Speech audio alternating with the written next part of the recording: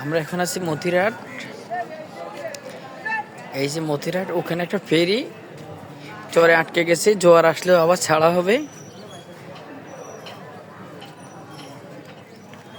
আমরা যেখানে আছি ঠিক এই জায়গার এইদিকে বরিশালের কালীগঞ্জ ঘাট, আর এইদিকে চর কাঁকড়ার পরে বোলা ইলিশা ফেরিঘাট।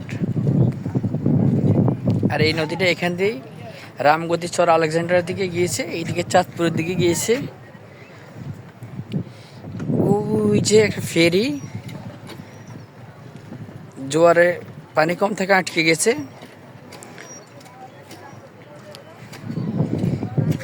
নদীর বিশালতা দেখুন।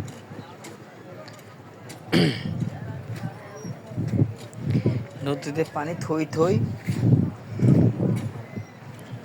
এই যে মাছ ধরা নৌকাগুলি পাটার সময় এখন নদীর পাড়ে এসেছে।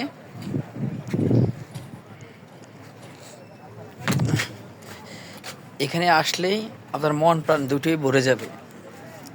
যেমন সৌন্দর্যের লীলাভূমি, তেমনি দৃশ্যটা অসাধারণ।